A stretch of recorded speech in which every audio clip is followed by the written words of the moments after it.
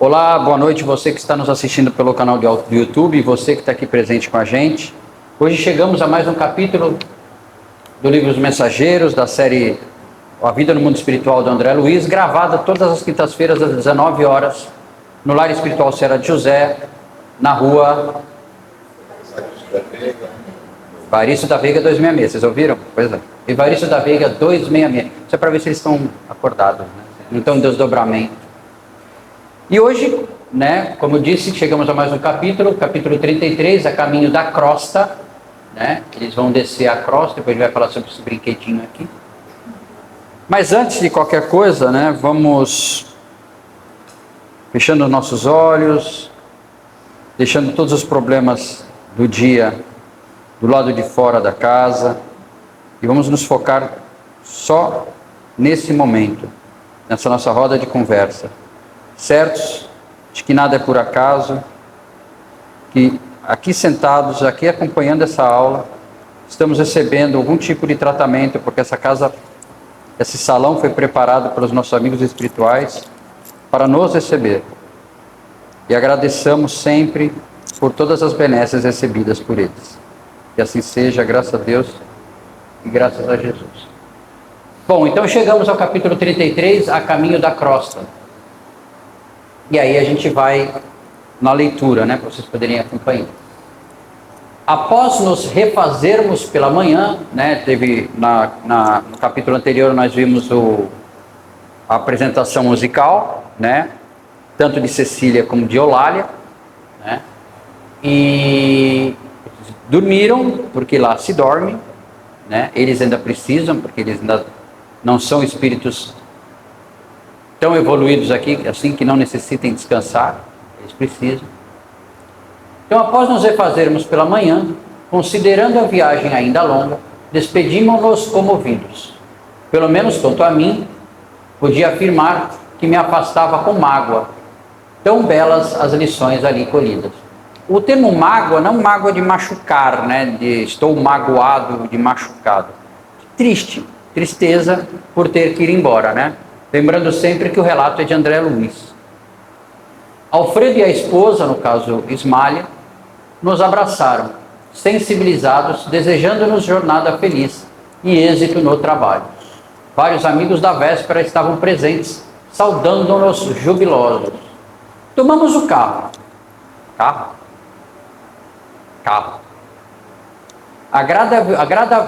Agradavelmente surpreendidos. Ser-me-ia muito difícil descrever a pequena máquina que mais se assemelhava a pequeno automóvel de asas a deslocar-se impulsionando por fluidos elétricos acumulados. Aí.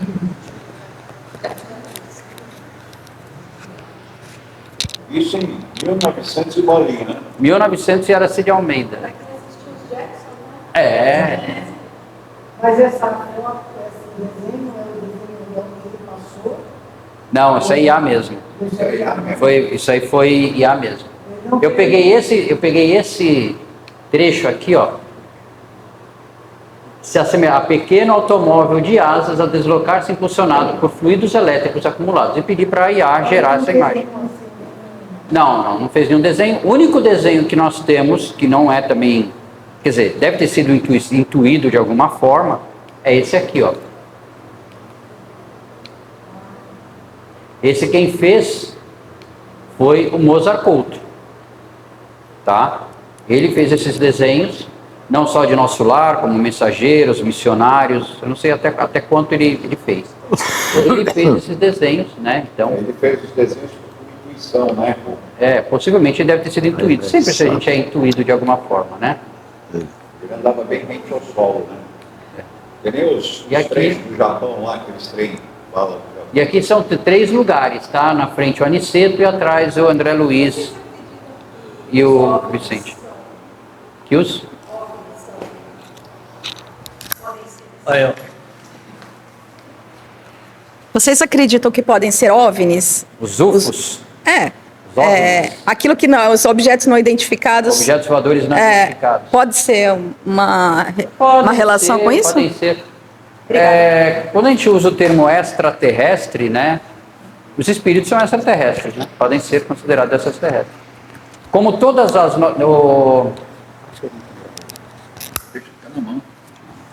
Como todos os planetas são habitados, então todos os espíritos que moram em planetas que não são da Terra são extraterrestres. Né? Isso é a minha concepção. Agora, saber se essas naves que são avistadas, por incrível que pareça, ontem eu estava vendo um programa sobre isso. Eu gosto muito de assistir Alienígenas do Passado. Né? Algumas coisas são ilegais, outras, sei lá, até para mim é muito fora da caixa. Né? E aí eu ficava vendo a matéria, eles falando assim de avistamentos de OVNIs num canto remoto do Alasca. Né? Eu fiquei pensando assim, por que tem que ser sempre num canto remoto de algum lugar? E falaram que numa montanha que tem lá no Alasca, descobriram que embaixo dessa montanha, ou fizeram uns como é que se diz, umas análises técnicas, que embaixo dessa montanha, eu não lembro o nome da montanha agora, tem uma enorme pirâmide, que eles chamam de a pirâmide negra, que tem 2 vezes ou 3 vezes mais altura do que a pirâmide de Quéops, né? Das pirâmides lá do Egito.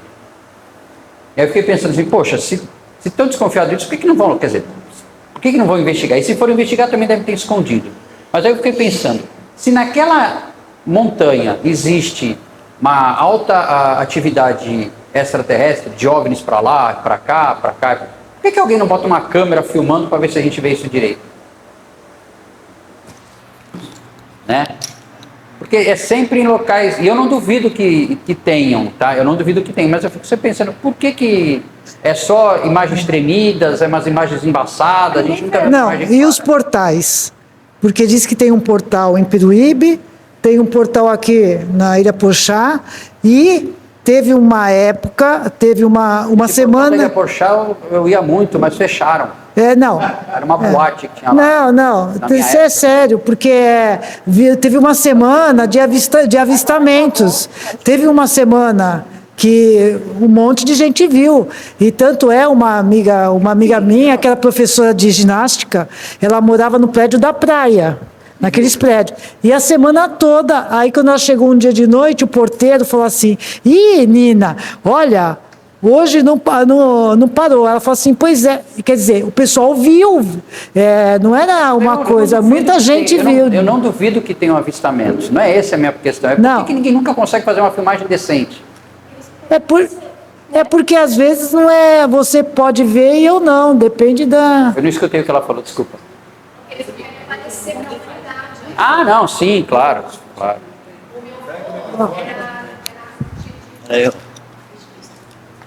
E aí? Se não é pra você. O meu avô, ele nasceu em Ilhabela, nos Castelhanos. Meu avô já é falecido. E ele falava que desde criança, do outro lado da ilha, realmente tinha esse portal. Que os nativos já sabiam, não era para ninguém ir. Porque avistavam muito OVNIs, disco voador, essas coisas. Não, eu acredito que eu estudei assim, não muito, mas eu conheço um pouco dos sumérios, né? Da história dos sumérios. E os sumérios, conta a lenda, conta a história dos sumérios, que eles foram visitados pelos Anunnakis, né? Só fazendo um parênteses, né? Senão a gente vai fugir muito. E os Anunnakis vieram a história dos Anunnakis é assim, eles tinham um planeta deles, a atmosfera do planeta era baseada em ouro. Essa história tem no livro Eram os Deuses Astronautas, né, do falecido, esse nome dele agora, ele faleceu. Então a atmosfera deles era baseada em ouro, e a atmosfera deles estava enfraquecendo, por causa de consumo, alguma coisa assim. Aí os Anunnakis vieram para cá, tá? E os Anunnakis descobriram que no planeta Terra tinha muito ouro. Tem até hoje. Então eles vieram para cá para absorver esse ouro e levar para lá. Só que eles não conseguiam ficar muito tempo no planeta Terra por causa da densidade daqui. Então eles precisavam de mão de obra. E aí essa mão de obra foram o quê? Os nativos. Só que os nativos não eram tão úteis assim, porque eles eram símios na época. Tá? Isso é história, então não estou fazendo juízo de se é verdade ou não. E esses símios precisaram evoluir. E a história dos Anunnaki se encaixa ou se encaixaria no elo perdido, né? Porque a gente sabe que a evolução foi vindo, de repente deu um salto. Segundo os Anunnakis, segundo essa história, os Anunnakis fizeram alterações genéticas que permitiram que a humanidade desse esse salto. E aí esses humanos é que conseguiam entrar nas cavernas para fazer essa coleta do ouro para eles levarem. Outras histórias dos Anunnaki, por exemplo, nas tábuas sumérias tem a história do dilúvio, está lá nas tábuas sumérias, muito antes de Moisés escrever, né? Tem uma série de histórias da Bíblia que estão nas tábuas sumérias. Agora, é tudo mistério, né? Dizem que a gente já teve várias civilizações evoluídas e que de repente elas sumiram, como os Atlantes, e os sumérios não eram tanto assim, mas se você pensar, por exemplo, na cidade de Ur, se eu não me engano, tinha tecnologia avançada para a época. Os astecas, os maias, né? Então, assim, alguma coisa tinha. Pena que a gente perdeu isso em algum momento da nossa história enquanto Terra, né? Fecha aspas. Voltando. Então, assim, tá aqui o desenho. Não, imagina. Foi bom você ter tocado nesse assunto.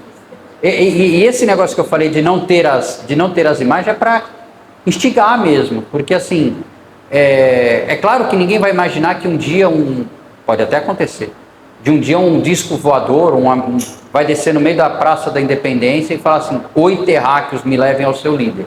Porque eles estão na roça, porque o que mais tem aqui é nego que manda, né? Não tem um líder, tem vários líderes. Aquelas marcas que aparecem no meio. Sim, são os glifos ou alguma coisa? Hieróglifos. Não, não é hieroglifo, é linguagem. A linguagem tem uma, como é que fala? Tipo umas... Aliás, não, deixa. É uns círculos. Eu vou editar tudo... isso aqui depois, tá? Deixa eu dar um tempo. Aliás, agora em junho, se eu não me engano, vai ter um filme de Spielberg chamado Dia D. Recomendo que vocês assistam. Dia D. Dia D. De Steven Spielberg, que fez ET, fez Contatos Imediatos do Terceiro Grau. Esses seriam os Contatos Imediatos do Quarto Grau, mas ele deu o nome de o Dia D. Tem um vídeo, eu não sei onde, eu tenho que procurar para ver se eu acho para vocês. Que alegam, quem gravou, alega ter sido a única vez que conseguiram gravar 2 espíritos voando. E eles entram numa casa. Não sei se alguém já viu esse vídeo num apartamento, mas eu vou procurar e depois coloco no grupo. Agróglifos. Agróglifos, que vem de agronomia. Agróglifos. Agróglifos. Agróglifos. Vou litando. Só que não vê o espírito, você vê só uma luz, você vê 2 luzes correndo. Foi? Também. Bom, voltando ao nosso carro, logo a Tesla já lança um modelo. Né? Gostei dele, né? Porque aí não vai ter mais de trânsito, né? Não, vai ter que organizar o negócio lá em cima, não é assim não. Sempre atencioso, voltando, né? Sempre atencioso, Aniceto explicou: aceitei a cooperação do aparelho, não porque o aparelho no carro automóvel, não porque os deseja escravizados ao menor esforço. Ou seja, ele aceitou não por preguiça, porque o carro ia, mas porque a permanência, embora ligeira, no posto de socorro constituiu o ensejo dos mais frutuosos à aquisição de conhecimentos necessários. Receberam vocês lições intensivas relativamente aos nossos irmãos perturbados e sofredores, nós, bem como sobre os efeitos da prece. Desse modo, temos nosso expediente bastante adiantado, considerando que se encontram ambos em tarefa de observação e aprendizado acima de tudo. Ele aceitou a carona, o carro. Por quê? Porque como eles ficaram mais tempo do que eles achavam que iam ficar e tiveram vários aprendizados, com o carro eles iam ganhar ou recuperar esse tempo que eles passaram a mais em Campo da Paz. Eu ia falar um tempo perdido, mas não foi um tempo perdido, né? A gente acaba falando assim, eu perdi tempo, tive que... Não, nunca é tempo perdido. Você aprendeu alguma coisa, no caso eles aprenderam muita coisa, e nós também. Depois de ligeira pausa, continuou. Não creiam todavia, que possamos aproveitar a máquina até a crosta. Calculo que só poderemos voar até o meio-dia. Em seguida, prosseguiremos a pé. Eles saíram logo cedo e iam andar de carro só até o meio-dia. Aniceto calou-se por instantes, sorriu noutra expressão fisionômica e acentuou. Isto, porém, acontecerá somente enquanto não hajam vocês criado asas espirituais que possam vencer todas as resistências vibratórias. Eles ainda não tinham essa capacidade da volitação a volitação avançada nessa região. No caso, eles já conseguiam volitar em nosso lar, mas lá a densidade é muito mais leve, mais rara, né? Aqui não, o negócio é mais condensado, né? Semelhante realização pode não estar distante. Dependerá do esforço que desejarem despender no trabalho aquisitivo. Todo aquele que opere e coopere de espírito voltado para Deus poderá aguardar sempre o melhor. Não é promessa de amizade, é lei. Então, toda vez que a gente trabalha pelo bem do próximo, toda vez que a gente faz algo pelo próximo, a gente está ajudando o próximo, mas estamos ajudando a nós mesmos. Sempre nós somos o maior beneficiado de qualquer auxílio que você dê, seja por menor que seja, sabe? Quando Jesus falou assim, que quem quer me seguir, que carrega a própria cruz, né? Que carrega a sua cruz e me siga. Ele não pediu para a gente ser pregado na cruz literalmente, ou carregar uma cruz literalmente. Até porque ele sempre dá a cruz conforme o peso, né? O peso da cruz conforme a gente pode carregar. O que ele quis dizer foi isso, que seguir a Jesus é trabalhar pelo próximo, é trabalhar em benefício da humanidade, fazer o bem ao próximo. Porque fazendo isso, você está fazendo bem a você mesmo. Por isso que eu tenho que dar os parabéns ao Silvio, a Celeste. Calma. Eu sei que você não gosta. Não é para ativar o seu orgulho. Mas a gente tem que dar os nomes às vezes, né? Porque partiu de alguém. Você foi intuído e partiu de alguém. Então, assim, a gente tem... Não é para todo mundo falar assim, não é para, se não fosse o Silvio, não é isso. Mas alguém tem que dar o pontapé inicial no negócio, né? Como o curso do NED, aqui, esse NED foi dado o pontapé inicial para alguém, que foi o Newton, há anos atrás, né? Então, assim, alguém dá o pontapé inicial de uma tarefa, e todos se beneficiam disso. Todos que participam. O seu nome, desculpa. A Roberta também. E todos que participam do grupo de semeadores merecem aplausos, né? Pelo trabalho que vocês desenvolvem. E a gente pode fazer coisas do gênero, né? A gente pode fazer coisas do gênero, criar grupos, ou quem tiver interesse, se juntar aos semeadores, ou criar um outro grupo para outra tarefa, visitar creche, visitar doente no hospital, claro que aí precisa de um pouco mais de preparo. Tem uma tarefa que é muito interessante, que alguns grupos da Aliança fazem, que é o acolhimento ao luto. Também é muito... Acolhimento ao luto, que é muito bonito também. Tudo isso, sabe, às vezes são coisas pequenas que você pode fazer e não requer grandes esforços. No Evangelho segundo o Espiritismo, se eu não me engano, tem um trecho em que fala assim, Jesus não exigiu que nós usássemos o silício em nós mesmos. Eu não lembro mais ou menos a frase, você que está no Evangelho. Ninguém que pede. Você sabe o que é silício, né? Alguém não sabe o que é o silício? Não tem vergonha, não. Autoflagelação. Os monges antigos amarravam algumas coisas na coxa E toda vez que tinha um pensamento não digno, eles apertavam e aquilo furava a carne. Então eles se puniam, autoflagelo, se puniam pela dor, né? É o cilício, né?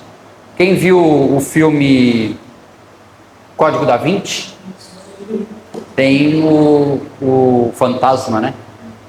Que trabalhava para a Santa Igreja Católica, né? E fazia coisa que não devia. E ele usava um cilício na coxa, porque toda vez que ele matava alguém, à noite ele se punia, como se isso resolvesse a questão. Não é isso que Jesus quer. Jesus quer coisas bem mais leves da gente, coisas bem mais tranquilas. Só ajudar o próximo.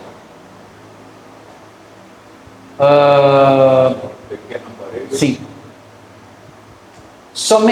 Não, já estava aqui nas existências vibratórias. Semelhante realização pode não estar distante, dependerá do esforço que desejarem despender no trabalho aquisitivo. Todo aquele que opere e coopere de espírito voltado para Deus poderá aguardar sempre o melhor, não é promessa de amizade alheia. Até eu começava no pequeno aparelho mesmo, sim, obrigado. O pequeno aparelho nos conduziu por enormes distâncias, sempre no ar, mas conservando-se a reduzida altura do solo.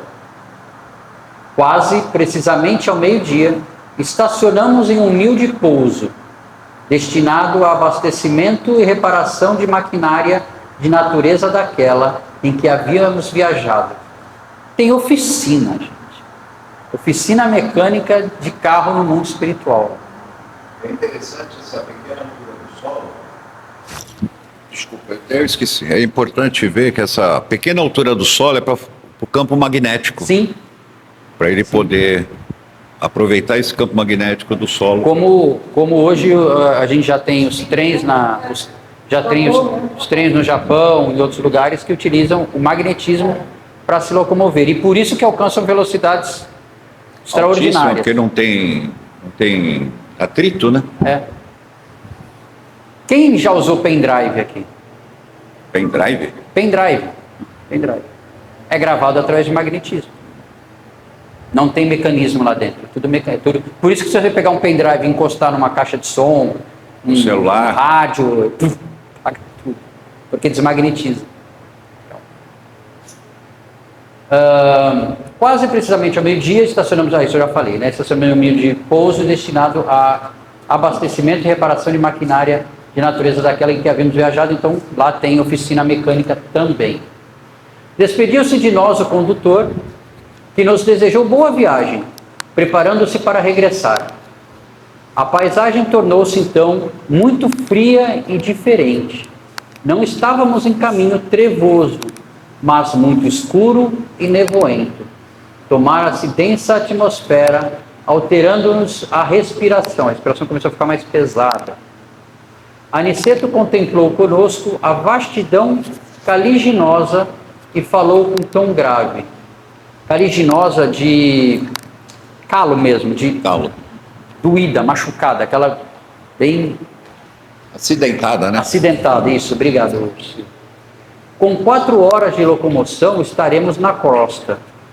Reparem as sombras que nos rodeiam. Identifiquem a mudança geral.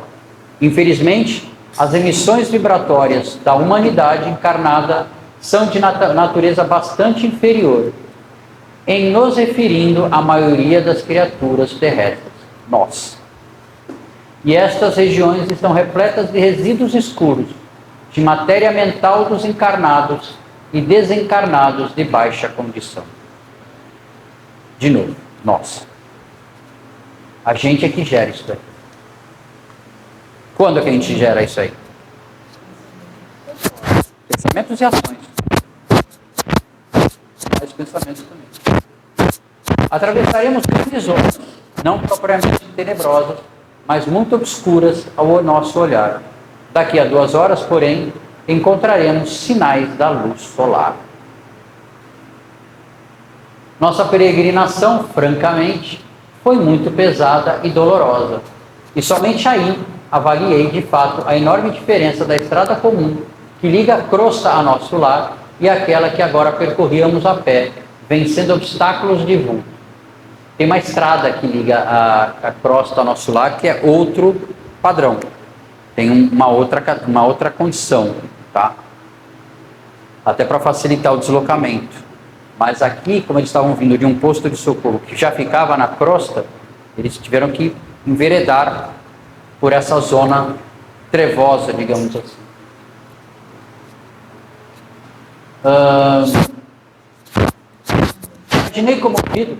Imaginei comovido o sacrifício dos grandes missionários espirituais que assistem o homem, compreendendo então quão meritório lhes é o serviço e como necessitam disposições especiais e extraordinário bom ânimo para auxiliarem as criaturas encarnadas de maneira constante.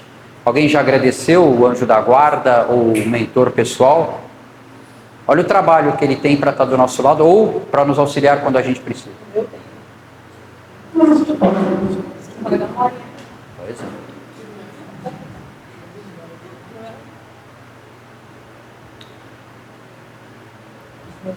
Isso. Os monstros. Isso. Os monstros que fugiam à nossa aproximação, escondendo-se no fundo sombrio da paisagem, eram indescritíveis. E, obedecendo às determinações de Aniceto, não posso ensaiar qualquer informe nesse sentido, a fim de não criar imagens mentais de ordem inferior no espírito dos que, acaso, venham a ler essas humildes notícias. Então, eles foram proibidos de escrever. Esse trecho é bem interessante, hein? Seria. Mas a gente pode ter uma pequena noção de quão deformado ou as formas tão indescritíveis, né, que eles devem ter, né? No horário previsto por nosso orientador, começamos a vislumbrar, ou seja, 2 horas depois de caminhada, de novo a luz do sol, como se estivéssemos em madrugada clara. O espetáculo era magnífico e novo para mim. Calor brando começou a revigorar-nos. Começaram a sentir é o nosso sol mesmo. É o nosso sol. Não é um Sol mesmo. É, o né? sistema solar é um único sol. O sistema solar é um só, né?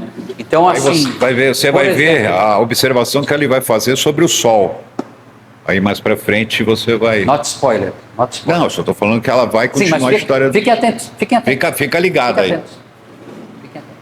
Mas só para falar, no livro Memórias de uma Morta, não.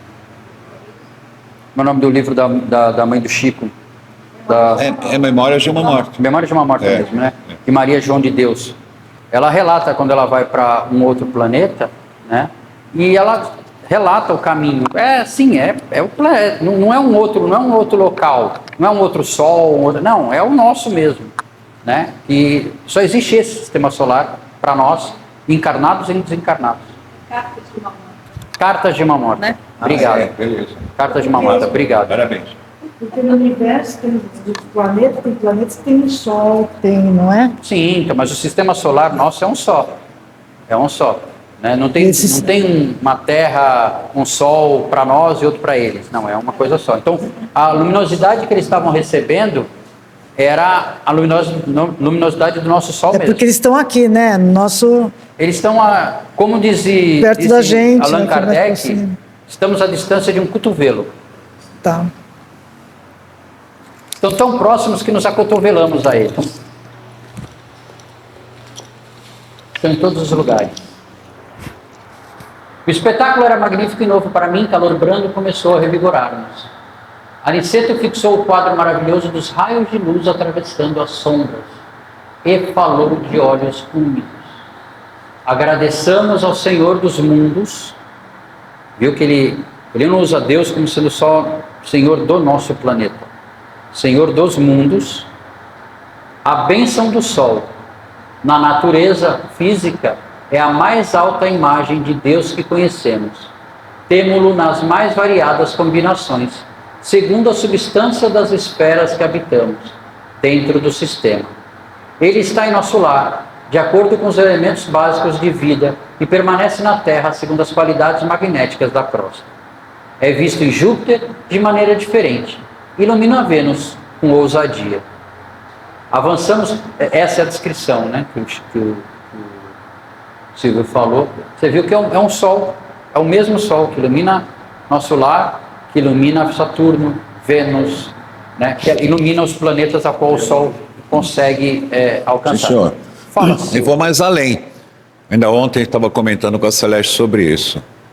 Se nós um dia conseguirmos tirar essa camada que nós mesmos formando em volta do nosso planeta, essa camada obscura, nós vamos ver o Sol de outra forma. Ou seja, o dia que nós estivermos como um planeta de regeneração, a nossa visão do Sol é outra.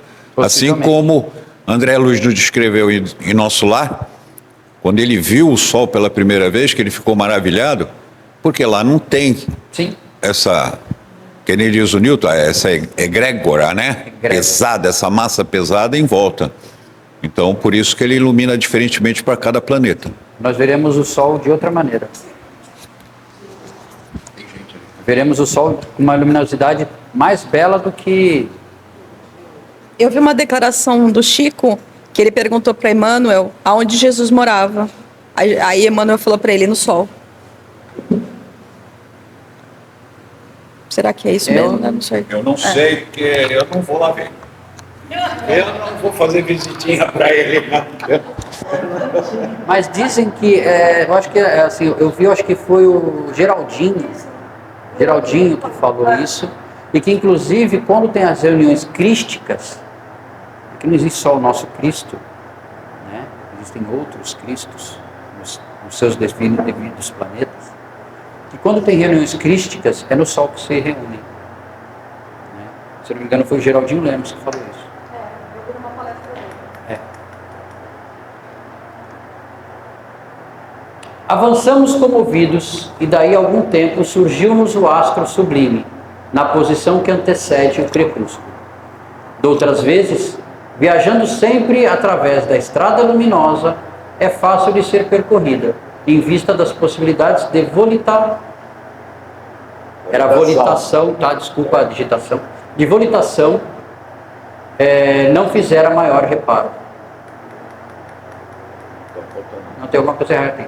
Doutras vezes, viajando sempre através da estrada luminosa e fácil de ser percorrida, em vista da possibilidade de volitar, não fizera maior reparo. Tá?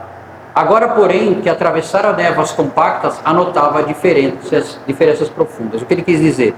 Que ele não tinha notado, agora ele conseguiu descobrir a diferença entre volitar no nosso lar, em lugares mais, com uma densidade bem menor, e agora volitar numa densidade muito mais pesada como a Terra. Né? Agora, porém, que atravessara névoas compactas, anotava diferenças profundas. A certa distância surgia a Terra, não na forma esférica, ou seja, ele não viu a Terra como se você estivesse na Lua, né? Que você vê aquela forma esférica. Estava muito perto. Ele está muito perto, ele viu a Terra num plano mesmo, como se você estivesse em um avião lá em cima, ele viu a Terra. Porque nos achávamos não longe da crosta, mas como paisagem além, a interpenetrar-se nas extensas regiões espirituais. Então eles foram descendo e daqui a pouco viram aquela massa de terra, assim, né? Eles não viram o globo terrestre. Não é tão longe assim. O sol resplandecia rumo ao poente, como uma enorme lâmpada de ouro. O sol estava se pondo. Aniceto, que parecia alegrar-se sobremaneira, exclamou: entramos na zona de influenciação direta da crosta. Poderemos, doravante, praticar a volitação, utilizando nossos conhecimentos de transformação da força centrípeta. A luz que nos banha resulta do contato magnético entre a energia positiva do Sol e a força negativa da massa planetária. Ou seja, eles conseguiam volitar porque eles utilizavam a força do Sol, né, a luz do Sol, né, contato magnético entre a energia positiva do Sol e a energia negativa da crosta. Né? Então eles criavam um elo magnético e é por ali que eles conseguiam levitar, volitar. Prossigamos, não tardaremos a entrar no Rio de Janeiro. Por quê? Porque eles estão perto de Nosso Lar, né? Nessa região é onde fica Nosso Lar. Nosso Lar fica em cima do Rio de Janeiro. Aqui na região de São Paulo é uma outra colônia. Alvorada Nova. E no Mato Grosso temos uma colônia só de animais, Rancho Grande. Tem várias colônias espalhadas pelo planeta. Isso no Brasil tem uma quantidade. A essa altura, assaltou-me o desejo de perguntar alguma coisa relativamente à direção. Como nos orientamos? Né? Como saber para que lado que eu estou indo? Indaguei curioso. Antes de tudo, respondeu o instrutor, no caso Aniceto, é preciso não esquecer que nossas colônias estão situadas no campo magnético da América do Sul. Então, de novo, iam usar o magnetismo para se orientar. Qualquer bússola seria sensível de agora em diante, mas, em nosso caso, é indispensável educar o pensamento e orientar-nos dentro da energia que lhe é peculiar. Ou seja, o pensamento, eles usam o pensamento para se... Vou usar um exemplo bem tosco. Morcego. O morcego seguia através de um radar que ele tem.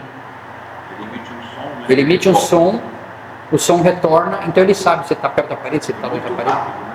Mas assim, muito rápido. Eles iam usar a força do pensamento. Entregamos de novo a capacidade volitante e dentro de pouco, empregamos de novo a capacidade volitante e dentro de pouco as matas de Petrópolis estavam à vista. Mais alguns minutos e perlustrávamos as grandes artérias cariocas, eles enxergavam as grandes artérias. Por sugestão do instrutor, abeiramos-nos do mar em exercício respiratório de maior expressão. Eles começaram a respirar o ar puro vindo do mar. Alguém não quer fazer nenhuma pergunta sobre isso aqui, não? Alguém está curioso? Exercício respiratório. São espíritos. Mas eles precisavam do oxigênio, do ar. Precisam ainda, porque a energia, no nível de espírito que eles são, ainda precisa do ar.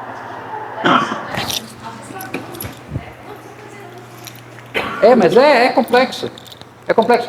Quem viu bem no começo de Nosso Lar, quem já leu Nosso Lar e quem viu bem no começo das aulas, quando a gente fez Nosso Lar, na realidade acho que era o Newton que estava fazendo, inclusive, Nosso Lar, quando foi criado, ele era tão próximo da costa, as pessoas precisavam de alimento, eles tinham alimento, eles comiam, bebiam, e outras coisas, né? Que eles ainda tinham essa necessidade. Isso aos poucos o governador tirou, porque aquilo começou a causar problema dentro do Nosso Lar. Porque eles nunca saíam daquela situação. Como se estivessem ainda vivos. Né? E aí, eu não lembro agora o tempo que foi, mas foram anos para conseguir tirar essas... E aliás causou até uma revolta em Nosso Lar, né? Se sentiram revoltosos em Nosso Lar, que tiveram que ser retirados de lá, porque eles não queriam, eles queriam continuar tendo a vida que tinham aqui e a vida que tinham lá, ou seja, a comida e tudo. Então assim, aí fica pensando, claro que não era comida como nós conhecemos, né? Não era uma maçã como nós conhecemos, não era uma matéria quintessenciada, era energia que simulava uma maçã, energia que simula água, vai por aí afora. Inclusive tendo contrabando, bem lembrado, Silvio. No relato tinha contrabando, eles contrabandeavam comida para lá. Olha para você ver. No filme não consta isso.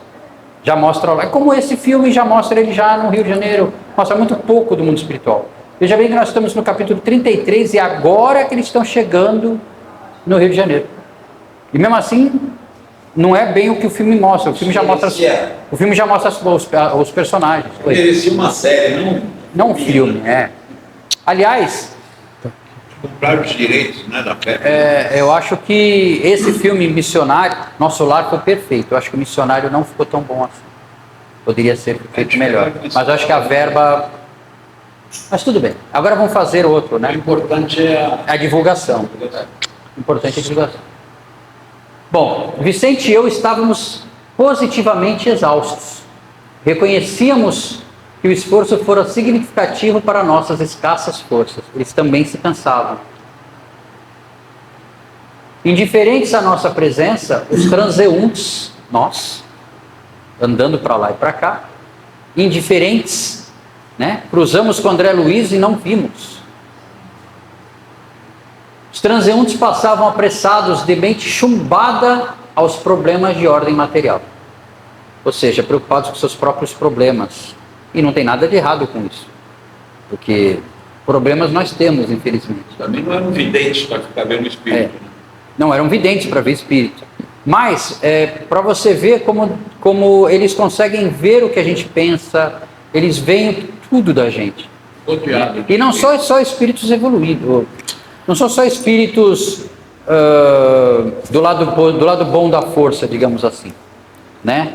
Os espíritos do lado negro da força, digamos assim, os ignorantes, como a gente usa o termo, mas não ignorantes no sentido de cultura, e sim ignorantes no sentido do amor ao próximo, são muito inteligentes. São muito, muito, mas muito inteligentes. E têm todas as capacidades que muitos deles têm. Quando chegarmos no livro, me ajuda, Silvio, Missioneiros Obreiros, que nós vamos descer até conhecer o bispo. Obreiros. Aí vocês vão ver o que é um espírito inteligente. Mas tem chão ainda pra gente. Bom, quando se acendiam as primeiras luzes elétricas, Aniceto convidou-nos generosamente. Vamos ao reconforto. Vocês estão fatigadíssimos. Irei mostrar-lhes que nosso lar tem igualmente alguns refúgios na crosta. Eu não vou dizer quais são os refúgios na crosta, vocês vão ter que descobrir na próxima aula. Mas quando vocês descobrirem, vocês vão falar assim, Questão de interpretação, capítulo 33. Ao se aproximarem da crosta, segundo o Aniceto, qual fenômeno explicava a luz que passou a banhá-los indiretamente? A iluminação produzida pelas colônias espirituais superiores refletida nas zonas umbralinas. O contato magnético entre a energia positiva do Sol e a força magnética da massa planetária. A purificação automática da atmosfera terrestre pela prece coletiva dos encarnados. E a transformação das sombras espirituais em luz das máquinas de volitação utilizadas B de bola? B de bola. O contato magnético entre as energias positivas do Sol e a força negativa da massa planetária. A jornada de descida espiritual de nosso lar até a Terra como símbolo de aprendizado, serviço e confronto com as vibrações inferiores da humanidade, mostrando que o progresso espiritual exige esforço, preparo e elevação moral. Em essência, o capítulo ensina que quanto mais o espírito se aproxima da crosta, ou seja, o mundo material, mais percebe as sombras mentais geradas pelos pensamentos inferiores, nossos. Porém, a luz divina, simbolizada pelo Sol e pela orientação superior, sempre oferece direção, proteção e possibilidade de ascensão. Então, mesmo quando nós estamos nas nossas sombras mentais, agora estou falando de nós, falando de mim, mesmo quando nós estamos com as nossas sombras mentais, ou seja, pensamentos porque temos problemas, doenças, contas para pagar e uma série de coisas, se nós focarmos no Sol, e quem é o nosso Sol? Deus. Deus. Se nós focarmos em Deus, termos a fé renovada, o problema se torna pequeno. O problema vai continuar lá. A gente vai passar por ele com mais leveza, né? Porque o problema, o grande legado que a gente pode deixar para nós mesmos é que os problemas vão sempre existir. Nós vamos tentar volitar e não vamos conseguir, a gente vai esbarrar para um monte de coisa tenebrosa na nossa frente, a gente não vai ter uma vida leve, né? Seria bom que tivéssemos, quem sabe um dia teremos. Quer dizer, um dia teremos, não sabemos quando, mas um dia teremos. Mas o importante não é focar na dor, é focar na solução, né? A dor ou o problema a gente não tem como escapar. Agora, sofrer é opção nossa. Mas quando a gente está com essa dor, no geral, né? Sim. Quando a gente está com essa dor, com esse sofrimento, é o momento mais difícil de se focar em Deus. Sim. É quando mais a gente precisa. Ou não, né? Ou não, né? Porque a gente sabe que... Ai meu Deus, ai meu Deus. Não, isso é um ai meu Deus, né? Ai meu Deus, como se que está falando ai... Não. E para quem estiver ouvindo e para vocês aqui, não é fácil o que eu estou falando, não é nada fácil. Não estou falando que isso aqui é fácil, não é nada fácil. Mas como o Silvio falou, a gente tem que dar o primeiro passo. Reforma íntima é. Mas não é nem só questão de reforma íntima, é uma questão da gente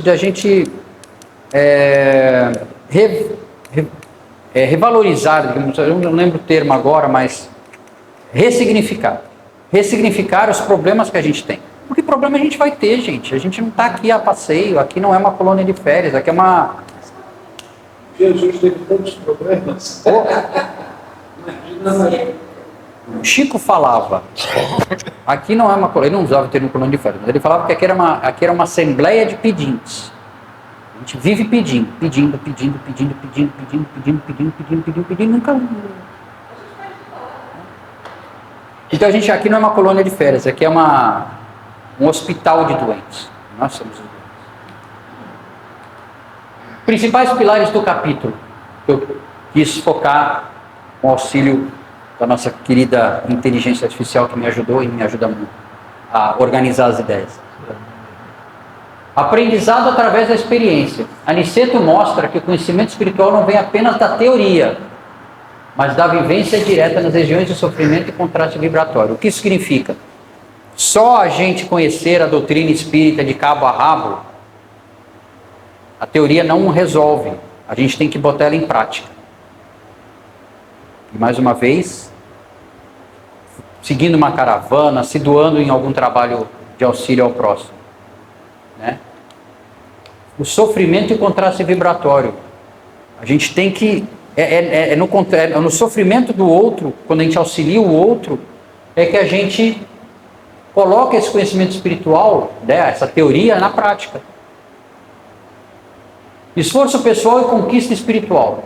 A metáfora das asas espirituais representa que cada espírito pode vencer limitações conforme trabalha, coopera e se volta para Deus.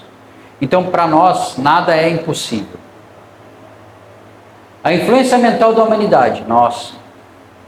As regiões escuras próximas à crosta refletem os resíduos psíquicos de pensamentos desequilibrados dos encarnados e desencarnados. E a luz como expressão divina. O reaparecimento do sol simboliza esperança, proteção e a presença constante de Deus, mesmo após travessias sombrias. Uma vez eu assisti uma palestra de um psicólogo que trabalha só com suicidas. Eu não lembro o nome dele agora. E ele tentou o suicídio. Quando ele teve um problema na família dele, na casa dele, ele tentou o suicídio. Mas, por intervenção divina, ele não se suicidou e ressignificou essa situação para ajudar as pessoas que estão numa situação difícil e pensam no suicídio. Mas, não é isso que eu queria falar. Ele falou que quando nós temos um problema, a nossa caminhada na Terra é assim, a gente está andando, daqui a pouco vem uma montanha. Quando você está no pé da montanha e você fala, você tem que subir a montanha, vamos dar um exemplo, você vai subir o Monte Serra, os 300 e lá vai fumaça de degraus do Monte Serra. Quando você está no degrau primeiro, você olha para cima e fala assim, não vai dar. Não vou conseguir. Mas quando você chega lá em cima e olha para baixo, até que não foi tão difícil assim. Não, é difícil. Eu também já. Mas assim, o que eu quero dizer é o seguinte, que quando você está andando na sua caminhada terrena e você tem um problema, o problema é a montanha, quando você está lá no topo e você olha para baixo, você fala assim, poxa, foi difícil, mas eu consegui. Depois você desce, a descida é mais fácil.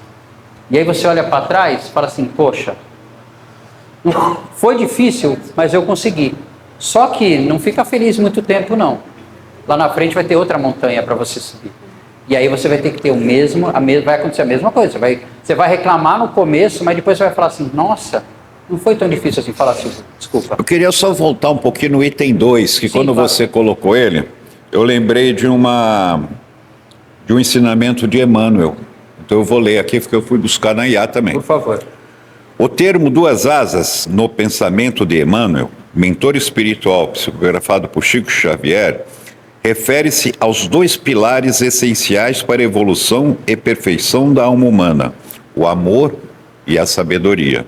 Segundo Emmanuel, essas asas permitem que o espírito humano se eleve à presença de Deus. Perfeito. E Raul Teixeira fala também com muita sabedoria que teoria sem caridade não é nada. Caridade sem teoria é tudo. Você pode não conhecer uma vírgula da doutrina espírita ou de qualquer doutrina de ensinamentos elevados. Mas se você for caridoso, né? Chico falava, né? Mais vale um ateu caridoso do que um religioso cristão, né? Bom, e o item 5, missão dos trabalhadores. Então aqui o que a gente estava falando é o sol. Quer dizer, quando você atravessa um problema, uma hora esse problema acaba, né? Essa situação clareia a situação e você vence. É o sol nos banhando. Missão dos trabalhadores espirituais. O capítulo valoriza o sacrifício dos benfeitores que descem às zonas densas para auxiliar a humanidade. Então, hoje à noite, nós temos uma missão antes de dormir. Qual é a missão? Agradecer. Falar mal de você. Não, falar mal de mim pode falar, não tem problema nenhum. Não. Agradecer ao vosso anjo da guarda. Cada um agradeça ao seu anjo da guarda ou ao seu mentor. Você me lembrou tanta coisa que eu não faço hoje. Eu tenho que falar mal de você. E tá aqui, ó, os três descendo no carrinho, né? Tá aqui. E aqui tem um trecho do texto, né? Aceitei a recuperação do aparelho, né? Tem representado. E aqui a visão, você vê que eles não veem o globo, eles veem a visão, né? Aqui os três, vem a visão da Terra, né? E as montanhas de Petrópolis, né? Quer dizer, mais ou menos. Tá bom? Na próxima aula, capítulo 34, a oficina de nosso lar. E aí, vocês vão entender o que eu quis dizer, o que ele quis dizer aqui, ó.